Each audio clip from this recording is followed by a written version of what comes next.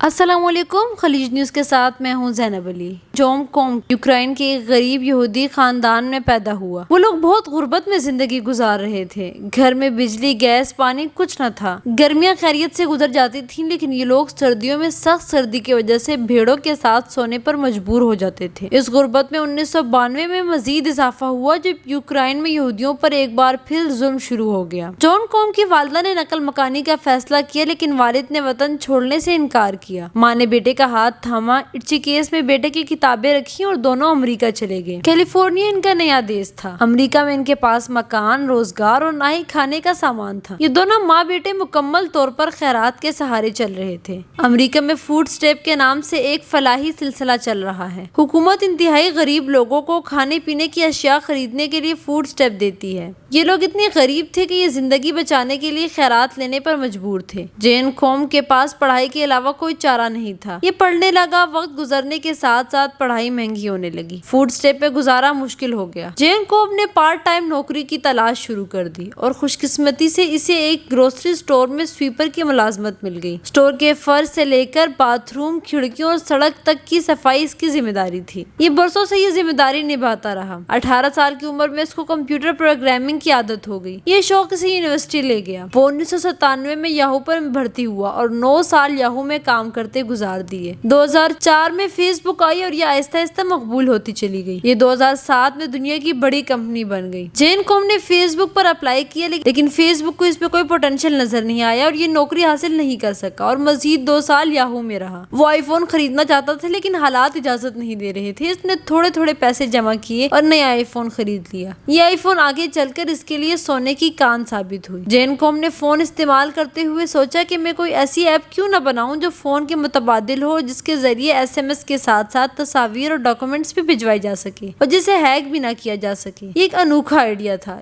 اس نے اپنا یہ آئیڈیا اپنے ایک دوست کے ساتھ شیئر کیا۔ یہ دونوں اسی آئیڈیا پر چلتے رہے۔ یہ 2 سال تک اسی طرح کام کرتے رہے اور آخرکار 2 سال بعد یہ حیرت انگیز ایپ بنانے میں کامیاب ہوئی۔ یہ ایپ فروری 2009 میں لانچ ہوئی اور یہ دیکھتے ہی دیکھتے مقبولیت کی تمام حدیں کراس کر گئی۔ یہ ایپ ٹیلی کمیونیکیشن میں انقلاب تھی اور اس نے پوری دنیا کو جوڑ دیا۔ یہ اپلیکیشن واٹس ایپ کہلاتی ہے۔ دنیا کے 1 ارب لوگ اس وقت یہ ایپ استعمال کر رہے ہیں۔ یہ ایپ دنیا کا تیز ترین اور محفوظ ترین ذرائع ابلاغ ہے۔ آپ واٹس ایپ ڈاؤن لوڈ کریں اور آپ دنیا کے کسی بھی کونے میں ہو، آپ کا نیا نمبر اور فون لینے کی ضرورت نہیں۔ جین کوم کو واٹس ایپ نے چند ماہ میں ارب پتی بنا دیا۔ یہ اپلیکیشن اس قدر کامیاب ہوئی کہ دنیا بھر کی کمپنیوں نے اس کی بولی دینا شروع کر دی، لیکن یہ انکار کرتا رہا۔ فروری 2014 میں فیس بک کی واٹس ایپ کی خریداری کی دوڑ میں شامل ہو گیا۔ فیس بک کی انتظامیہ نے جب اس سے رابطہ کیا تو اس کی ہنسی نہیں رکی۔ اس نے خدا کا شکر ادا کرتے ہوئے کہا کہ یہ وہی ادارہ ہے جس نے سن 2007 میں مجھے نوکری دینے سے انکار کیا تھا۔ وہ دیر تک ہنستا رہا اور اسی ہنسی کے دوران فیس بک کو ہاں کر دی۔ $19 بلین